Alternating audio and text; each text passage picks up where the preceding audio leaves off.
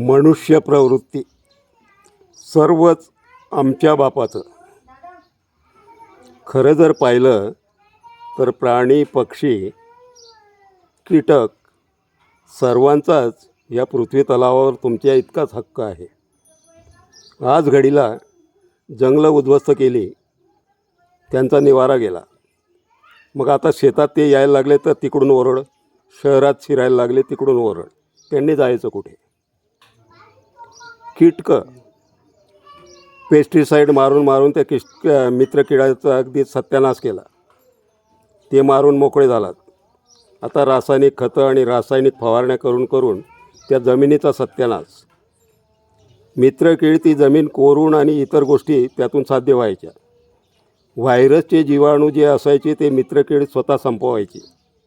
आज घडीला चिमण्या तुमच्या शेतात येऊन त्या आळ्या टिपायच्या. त्या फक्त धान्य खात नव्हत्या, बरं खाऊन किती खातील त्याच्यासाठी देखील कुठे वाजंत्रीची वाद्य लावणं, हाकलणं. खरं तर निसर्गाने केलेलं संतुलन अतिशय व्यवस्थित होतं. एक जीवाणू दुसऱ्या जीवाणूवर अवलंबून होता. आपण कीटक आणि प्राण्यांना जर संपवत असू तर आपलंही भवितव्य काही उज्ज्वल नाही, कारण त्यांच्यावर आपणही अवलंबून आहोत. त्यांच्या इतकी पर्यावरणाची काळजी कोणीच घेत नाही. ते ज्या पद्धतीने निसर्गाला मदत करतात पुन्हा वाढायला आणि समृद्ध व्हायला, तो माणूस करत नाही. माणूस इतका स्वार्थी झाला आहे. पूर्वी मोठमोठाले बांध असायचे, त्या बांधांवर खरा अधिकार असायचा त्या गुरांचा आणि प्राण्यांचा.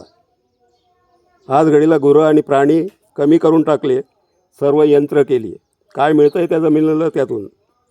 जरी 2 गुरं असली तरी ते शेणखत त्या ठिकाणी पडायचं, ती जमीन पुन्हा समृद्ध व्हायची. यंत्र काय देत आहे तुम्हाला? धुराडा आणि मित्रकीड संपवण्याचं काम यंत्र करत आहेत. अजूनही सुधरा. अजून हीच परिस्थिती जर कायम राहिली तर अजून 10 वर्षानंतर जमिनी पूर्ण नापीक होतील आणि हाती काही लागणार नाही. माणसालाच अन्न करत फिरावं लागेल.